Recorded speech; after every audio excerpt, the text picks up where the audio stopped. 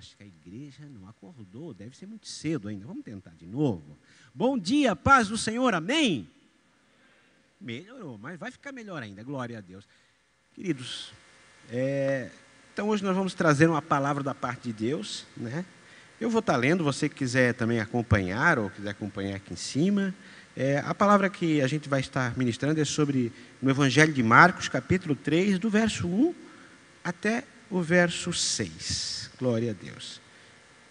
Então, aproveitando em reverência à santa palavra de Deus e que você está de pé ainda, nós vamos abrir então a palavra de Deus no Evangelho de Marcos, capítulo 3, do verso 1 até o verso 6.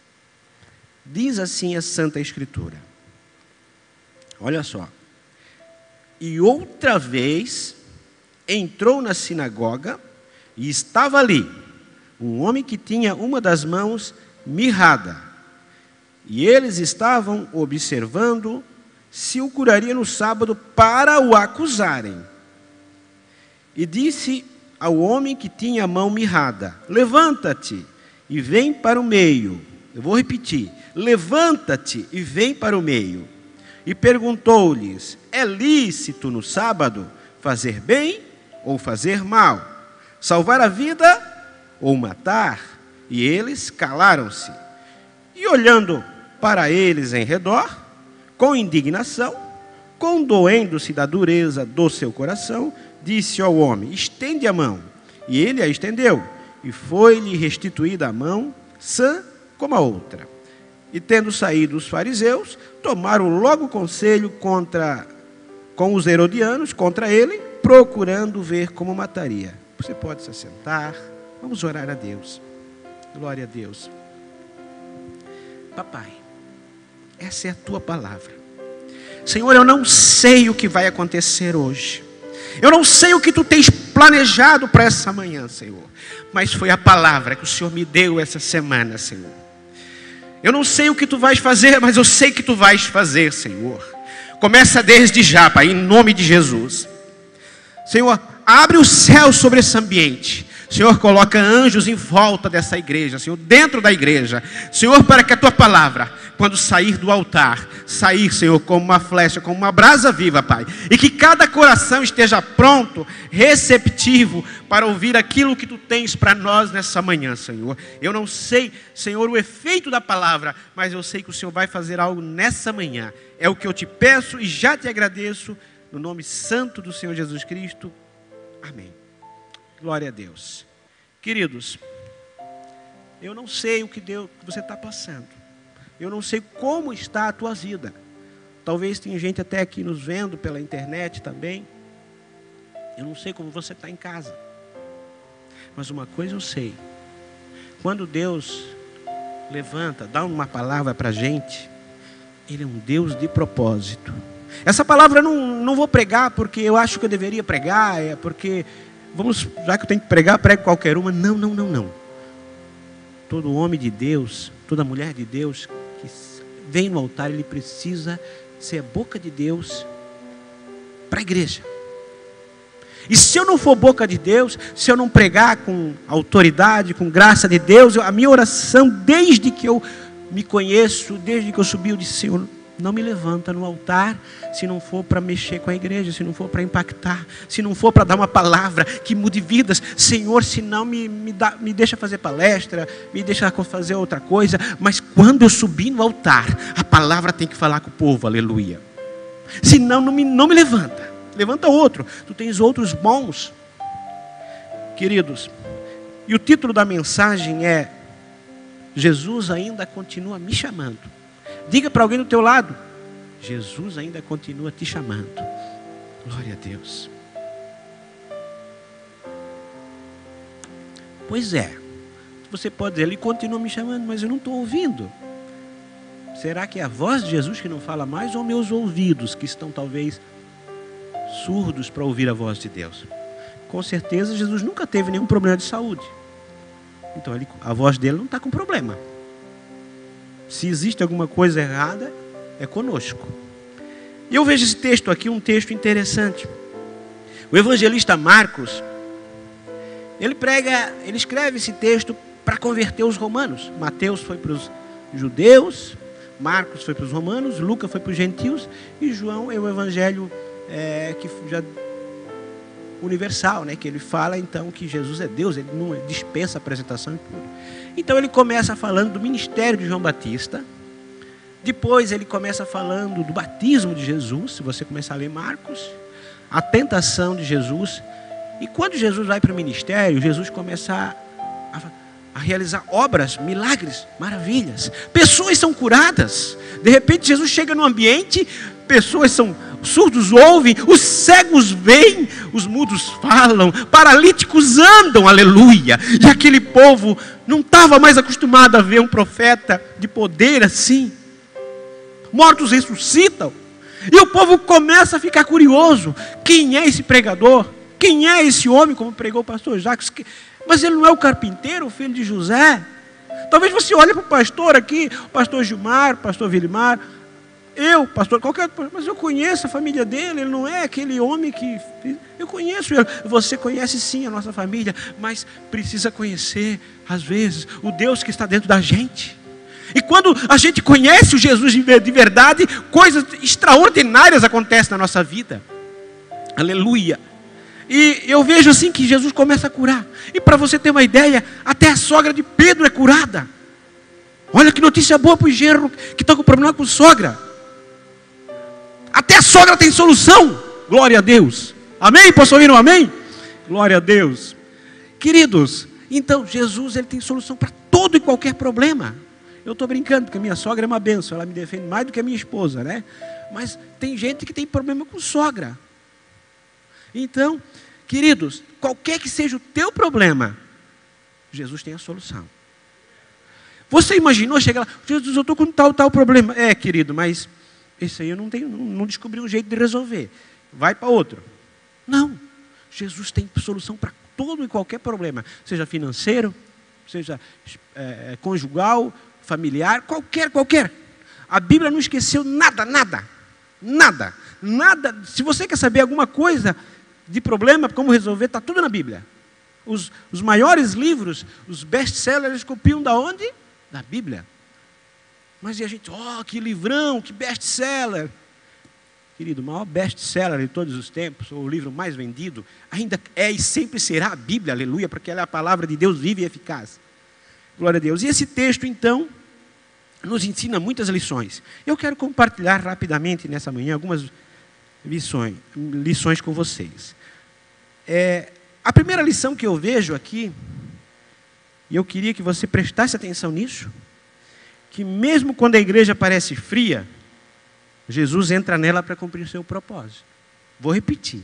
Mesmo quando a igreja parece sem vida e fria, Jesus está lá para cumprir o seu propósito. Ele entrou na sinagoga.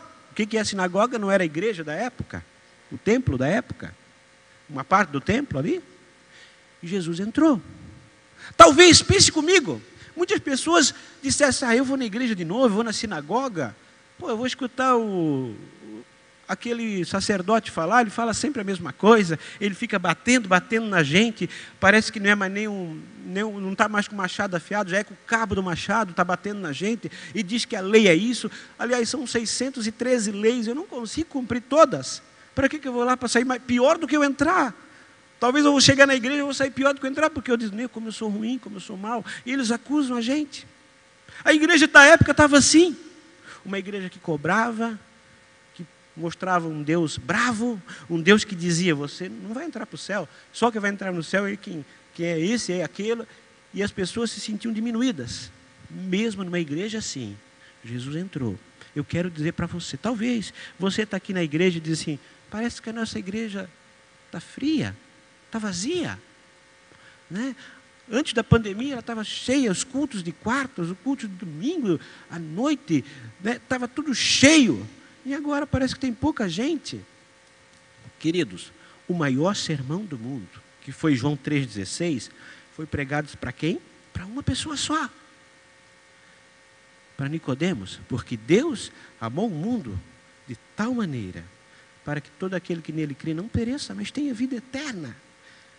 E esse versículo que foi pregado para uma pessoa só, ainda tem salvado milhares e milhares e milhares de pessoas ao redor desse mundo, pelas gerações antigas e presentes e futuras. O que eu quero dizer para você, toda palavra que sai do altar, que sai da Bíblia, e ela entra no nosso coração, se ela encontra uma terra fértil, ela vai germinar e vai fazer diferença. Então, queridos, talvez você chegue aí e diz, parece que os cultos não são mais o mesmo. Será que talvez não sou eu que não sou mais o mesmo? Ou talvez é o louvor que não está mais com unção, o pregador que não está mais com unção, ou será que é o meu coração que está empedrecido? Queridos, e a palavra hoje vai falar conosco, falou comigo, vai falar conosco. Então, primeira coisa que eu preciso aprender, mesmo quando a igreja parece vazia, Jesus entra. Jesus entrou naquela igreja, aqueles homens olhavam para ele e com o ar de desprezo, com o ar de condenação, mas Jesus entrou e pregou a verdade e cura aconteceu, aleluia. Porque assim é Jesus, quando ele olha e vê alguém que precisa de uma cura, ele é a cura. Quando ele olha e vê alguém que precisa de uma solução para o seu casamento, ele é a restauração da vida desse casamento, aleluia. E quando Jesus olha para você e vê o teu problema, ele diz, eu sou a solução para o teu problema, ainda que a igreja esteja fria, ainda que você não creia mais, mas eu continuo e serei sempre o mesmo Deus da tua vida, aleluia. Ora bagachara mandagaias. E nós precisamos não só esperar que o pregador jogue fogo na igreja, nós precisamos ser uma igreja que jogue fogo no pregador, aleluia. Porque quando eu começo a glorificar, eu digo, o pregador não está pregando bem, parece que o pregador eu vou glorificar, eu vou me levantar, eu vou orar, eu vou interceder, eu vou jogar fogo no pregador, e a igreja começa a incendiar, e você vai perceber que Deus faz a diferença na minha e na tua vida, aleluia. Então, eu não venho para o culto apenas para ouvir a palavra. Eu venho para ser participante da palavra, aleluia. Se a palavra não está fluindo, eu também vou fazer fluir ali no banco. E Jesus, mesmo numa igreja fria, ele entra. Outra coisa que eu aprendo é que entra um homem da mão mirrada. Mirrada, para você que não sabe, é uma mão aleijada, uma mão seca. Imagine, aquele homem, ele tinha uma mão que não conseguia mexer direito, estava aleijada. E Lucas fala no capítulo 6 que ainda era a mão direita. Queridos, experimente amarrar um cadarço só com uma mão. Experimente abotoar uma camisa só com uma mão. Experimente bater palma só com uma mão. Coisas simples que eu e você não glorificamos a Deus, por isso que Ele nos dá, não pode ser feita por um homem desse. Então, era uma dificuldade, era uma limitação física. As pessoas olhavam para ele com desprezo, diziam, certamente você é um pecador, porque Deus colocou a sua mão sobre você e castigou você. E ele não precisava mais disso. Ele precisava de um apoio. Ele precisava dizer, não, Deus tem propósito nisso. Sabe, você está passando por isso. Tem coisas que na tua vida não está certo. Eu sei que não está certo. Mas você precisa entender que Jesus está doido para resolver o teu problema. Está doido para te abençoar. Queridos, e esse homem era assim. A vida dele, tanto é que se você perceber, ele estava lá no fundo da igreja. Ou lá atrás, ou talvez até fora. Por quê? Porque na época a sinagoga dizia que não podia se chegar diante de Deus com algum defeito, com algum problema. Então as pessoas que tinham problema ficavam lá na porta, ou lá fora. Imagine se você tivesse alguma limitação física. Aí o obreiro lá da porta dizia assim, não. Aqui só vai os bonitos. Só os quase perfeitos. Você tem um problema na mão? Fica ali fora. O que você tem? Eu não enxergo de um olho. Fica lá fora. Se quiser ouvir, vai lá de fora. Como você se sentiria se chegasse numa igreja e dissesse isso para você? Eu nem vou mais. Deixa eu falar algo para você. Agora, ouça. Prepare os teus ouvidos. Vá.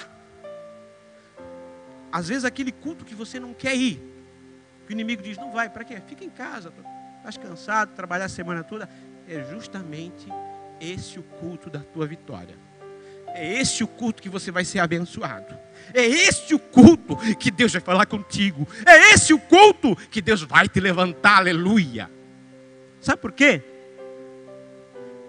Porque quem sopra no teu ouvido é o inimigo. Para quem no culto? Quem vai pregar? O pastor Sérgio, a gente já sabe que ele prega sempre daquele jeito. Às vezes ele berra um pouco. O pastor Adriano, ele é mais tranquilo. Não vai. É o pastor fulano, ele fala assim. É o pastor ciclano, ele fala assim. E é isso, é a voz do diabo na minha e na sua orelha, no ouvido, dizendo, não vai.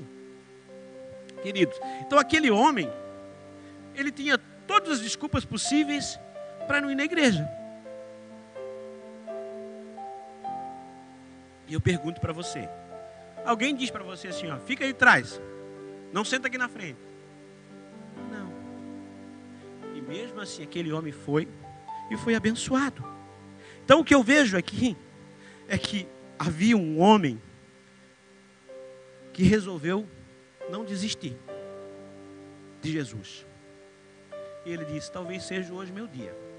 E quando ele chega lá, os fariseus, para piorar, os fariseus ainda não queriam que ele curasse naquele dia, porque era sábado. Olha só, no sábado, haviam 39 tradições judaicas, pelo menos 39 coisas que o judeu não podia fazer. Não é que estava na Bíblia, eles colocaram algumas coisas, tradições, algumas coisas sim. Eles delimitavam, por exemplo, até a distância que a pessoa podia caminhar, não podia acender uma fogueira, não podia fazer isso, fazer aquilo. Então, 39 coisas da tradição judaica, que eu não vou falar aqui porque vai passar muito tempo, que eles não podiam fazer no sábado, porque eles diziam que era pecado. Então, esses fariseus, esses judeus, eles estavam condenando. E eles deixaram o homem chegar lá na porta da igreja, ou lá no fundo da igreja, justamente, como o texto diz, para acusarem Jesus. Na verdade, eles não queriam que esse homem fosse curado.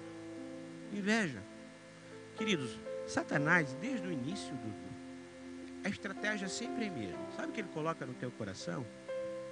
Orgulho e inveja. Pode ver. Você briga, você não quer pedir perdão, porque você está certo. É orgulho.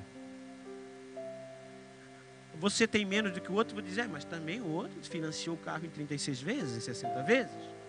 Mas o outro, olha só, ele tem um pai que deu tudo para isso. O que é isso? Inveja. Mas o outro também teve a oportunidade de estudar, eu não tive. O que é isso? Inveja. Só que nós somos orgulhosos demais para admitir que nós temos inveja. E nós também não queremos admitir que nós somos orgulhosos.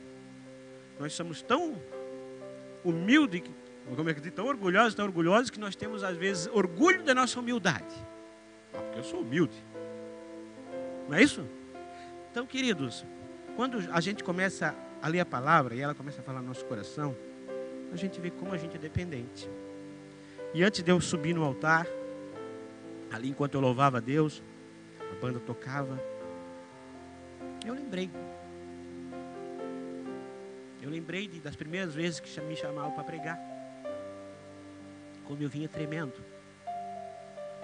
Eu dizia, meu Deus, o que eu vou dizer para a igreja? O que eu vou pregar? Aí o Espírito Santo dizia, não sou eu, não é você, sou eu. E eu disse, Espírito Santo, talvez a gente já estudou, já está cheio de teologia. Não deixa a teologia falar, Deus. Que seja simples, mas que seja tu. Porque às vezes a gente quer ensinar o povo, falar muita teologia, muito segredo, muita coisa nova. E simplesmente o meu povo, disse o Espírito Santo, precisa de entender que eu os amo. E Jesus ama você. E se você só entender isso, já é o suficiente para você ser feliz em Cristo Jesus. Queridos, esse homem, ele não se sentia amado. Mas olha só o que aconteceu. Jesus sempre fala na hora certa, no dia certo e com a pessoa certa. Se você olhar, era sábado, não era dia de cura. Ei, eu quero dizer para você, todo dia é dia de cura, todo dia é dia de Deus te abençoar, todo dia, toda hora, se você quiser e crer, Deus tem uma bênção para você, aleluia. Então não existe dia, não existe, porque eu tenho que orar e jejuar um mês. Não, é pela graça. Não é pelo que você faz, é pelo que Ele fez, aleluia. Então quando Ele já fez todas as coisas, as bênçãos estão prontas. E se eu e você crermos que Ele pode nos abençoar e quer nos abençoar, Ele vai nos abençoar. Mas às vezes você acha assim, mas eu não mereço. E quem é que merece? Eu mereço? Não mereço. Se eu esperar por merecer, eu nunca vou receber nada de Deus. Agora eu sei, o que eu confio mais? Na minha justiça ou na misericórdia de Deus? Se eu confiar na minha justiça, eu nunca vou receber nada. Agora, se eu confiar na misericórdia e na graça de Deus, então eu sei que pela graça, pela misericórdia, mesmo eu não merecendo, eu vou receber. E é isso que a gente precisa entender. Que Deus não te abençoa pelo que você faz. Ele abençoa porque Ele te ama. E se você crer, vai receber. Agora, isso é que me chamou muito a atenção. E aqui vem a nossa parte. Então, a primeira ordem que Jesus deu para esse homem que tinha a mão aleijada, é levanta-te. Então, a primeira ordem que Jesus disse para ele ser curado, para ele saber, é levanta-te. E eu pergunto para você, por que eu e você às vezes ficamos deitados, se o diabo está de pé, brigando contra a gente? Vocês acham que o diabo está deitado? O diabo está sentado, esperando você fazer alguma coisa? O diabo está de pé. E por que nós, filhos de Deus, estamos deitados? Queridos, se você ler aquela passagem do rei Ezequias, agora eu vou falar uma coisa que Deus falou comigo, tá? Não é? Acredito que vai falar com você. Às vezes a gente tem que estar tão cansado que a gente faz o quê? Ora deitado. Quem é que ora deitado às vezes? Eu oro, às vezes. Não tem problema isso, uma vez ou outra. Mas se você só está orando deitado, você está que nem o rei Ezequias. O rei Ezequias orou deitado porque ele estava morrendo. Forte isso, não? O rei Ezequias, ele orou deitado, Deus ouviu. Deus vai ouvir a tua oração. Só que ele estava morrendo. E quando nós só oramos na cama deitado, é porque nós estamos morrendo espiritualmente. Você pode perceber. Você não ora mais com intensidade. Você, diabo, eu te repreendo. Em nome de Jesus. Não vai fazer isso. Você não vai repreender o diabo. Você está com sono, está cansado, você quer dormir. Na verdade, o senhor está orando por desencargo de consciência, mas na verdade você quer dormir. Não é verdade? Então, para fazer uma média com Deus, vamos ser muito sinceros, eu estou aqui para falar a verdade, eu não estou aqui para passar a mão na cabeça de ninguém. Quando você está orando deitado só, você está querendo dormir.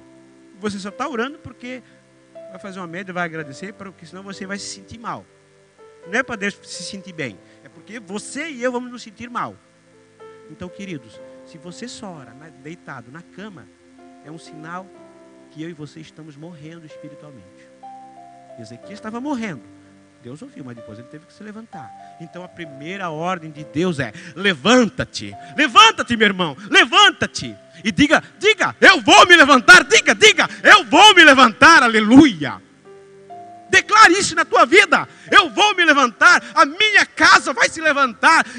A minha família vai se levantar. A minha cidade vai se levantar. A minha igreja vai se levantar. Aleluia. Porque quando eu me levanto, aleluia, as coisas acontecem. Então a primeira coisa que eu e você temos que fazer para receber o milagre, a posição, é: eu vou me levantar, aleluia. Queridos, com todo respeito, com todo amor, você sabe que eu não quero ofender ninguém, mas, queridos, olha assim, ó, como é que a gente vai sabendo a posição espiritual de cada pessoa? Você começa sentando mais na frente, vai um pouquinho mais para trás, mais para trás, mais para trás. Está chegando perto da porta, daqui a pouco sai. Com todo respeito, eu sei que às vezes as pessoas, tem gente que não gosta de sentar aqui na frente, mas Às vezes só senta lá no fundo. Às vezes tem criança, é compreensível. Aí senta mais atrás para não atrapalhar os outros. Mas quando eu estou sozinho, eu fico sentando para trás. O que está acontecendo? Como é que está a minha posição? Eu não estou julgando você. Você e Deus sabe. Mas às vezes não quero mais me comprometer. Eu quero ficar na minha. Essa é a mensagem que eu estou passando. Eu quero ficar lá atrás. Eu quero nem ser notado. Eu só quero ouvir a palavra e sair. E Jesus ainda continua me chamando e te chamando. Queridos, eu estou aqui como profeta de Deus, como homem de Deus. Estou falando para mim primeiro. Estou falando para mim porque eu passei uns dias aí, um tempo atrás, que eu só estava orando deitado. E o Espírito Santo disse: o que é isso? Que tipo de oração é essa? Aí eu entendi que eu precisava me levantar. E é isso que nós como igreja precisamos fazer. O diabo ele não fica deitado, ele está de pé. E se eu e você estivermos deitados, que chance teremos contra ele? Qual é o lutador que ganha uma luta deitado? Só se o outro estiver deitado no MMA, olhe lá, né? Mas não é assim no reino de Deus, nós temos que levantar. Queridos, estamos quase terminando. Então a primeira ordem de Jesus é: levanta-te. A segunda, vem para o meio. O que isso significa? Ele estava lá no fundo. Jesus está dizendo para mim e para você: vem para o centro da minha vontade. Eu quero te ver. Chega perto de mim. Chega perto de mim. Levanta-te e não fica só parado. A partir do momento que você se levanta, diz assim: Jesus, eu te quero na minha vida. Eu quero que você fale comigo. Eu quero ser útil na tua obra. Me dá uma alma. Eu quero alguém. Quem é aquele que eu vou levar para o batismo? Eu quero ganhar alguém para Jesus. Eu quero que o Senhor me use para mudar a vida de alguém. Aleluia. Porque quando você começa a ser instrumento de Deus na vida dos outros, as pessoas mudam e mudam você junto. A Bíblia, o segredo de Deus sempre é isso: primeiro você faz para receber, primeiro você crê para receber, primeiro você ajuda para ser ajudado. É na proporção. E o diabo faz exatamente o contrário. Agora é a minha vez. O ser humano, por natureza, ele é egoísta. Ele quer primeiro para ele, depois para os outros. E Deus nunca é assim. Deixa eu ajudar, porque eu sei que Deus é o meu ajudador. Aleluia. Então, ele chamou o homem para o centro. E aquele homem, ele não queria ser notado, para não acusarem nem o condenarem. E quando Jesus chama para o meio, quando ele diz assim, ele diz: vem para o centro da minha vontade. E o centro da minha vontade tem salvação. O centro da minha vontade tem vinho novo. O centro da minha vontade tem cura. O centro da minha vontade tem restauração. O centro da minha vontade tem milagre. O centro da minha vontade tem casamento restaurado. O centro da minha vontade tem prosperidade. O centro da minha vontade tem unção. O centro da minha vontade tem propósito. E quando tem propósito, eu não estou nessa vida por viver. Eu sei que Deus tem uma obra na minha vida, aleluia. E se eu fosse você, eu aplaudiria o Deus que te chamou, o Deus que te curou, o Deus que te trouxe até aqui, porque Ele sempre será Deus da tua vida, aleluia, aleluia. Ele te levanta, manda te levantar e te chama para o centro da sua vontade, vem para o meio. E agora, depois que ele faz isso, então coisas extraordinárias acontecem. E o que ele disse para o homem? Estende a tua mão. E o que o homem fez? Isso aqui. E o que é isso aqui?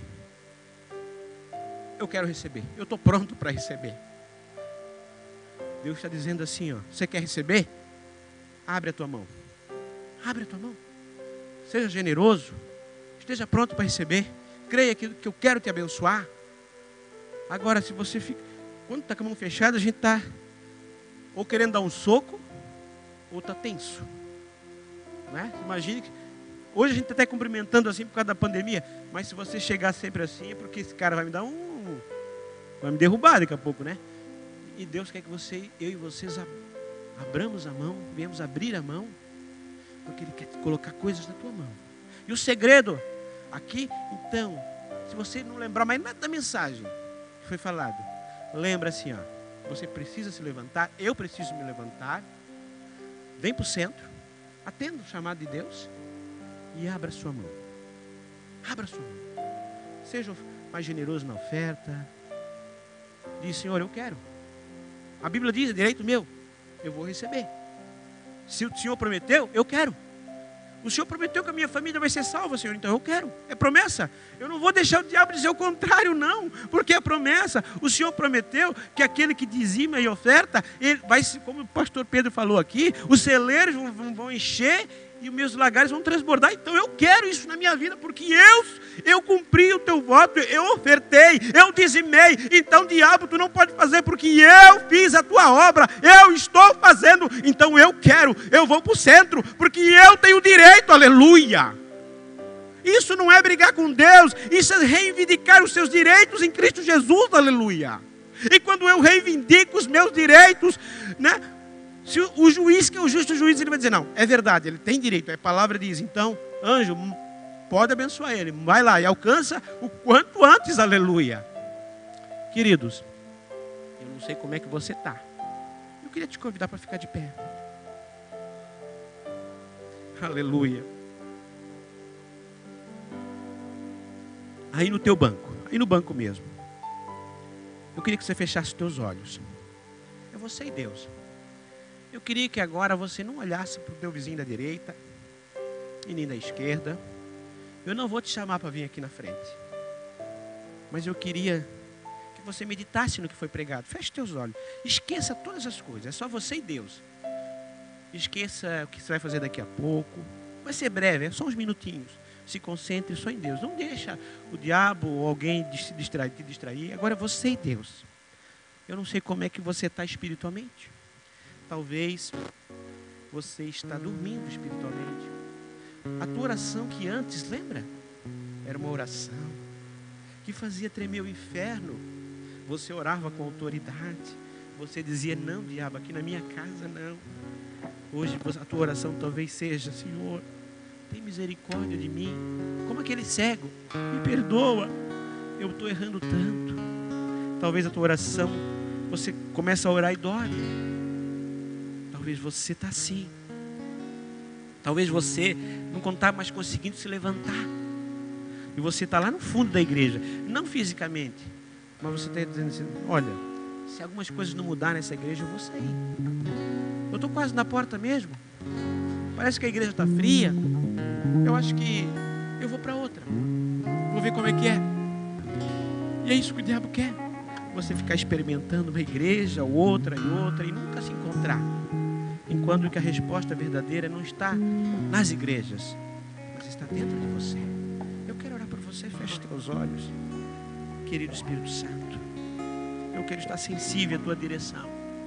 Senhor, eu não sei como é que estão os meus irmãos, mas essa palavra, Senhor, falou tanto comigo.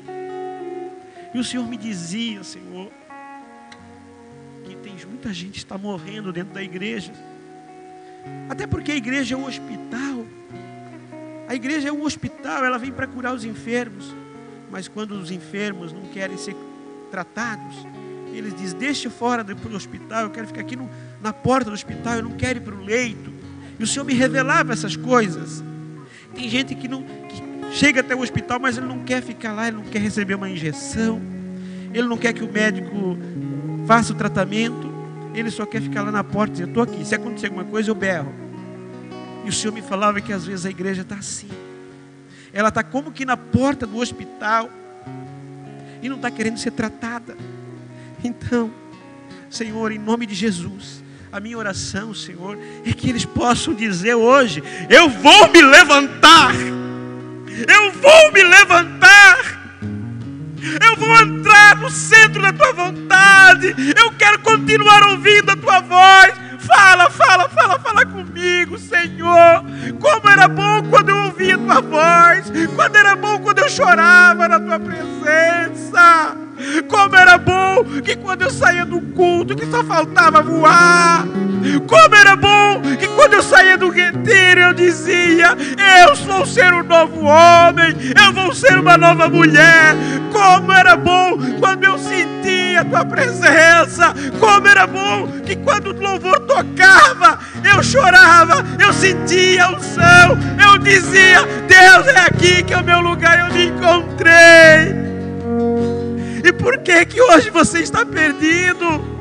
Se foi aqui que se encontrou o Deus que te chamou lá no início ainda continua sendo o mesmo. Pai, toca no coração, Pai. Faz eles se levantarem. Mas a partir de hoje, eles vão chegar na sua casa e vão dizer: eu vou me levantar, aleluia. Vamos adorar o Senhor, mas adore hoje. Se precisa chorar, chore. Se precisa orar, ore. É você e Deus. É uns minutos para você se consertar, se levantar em Deus, aleluia.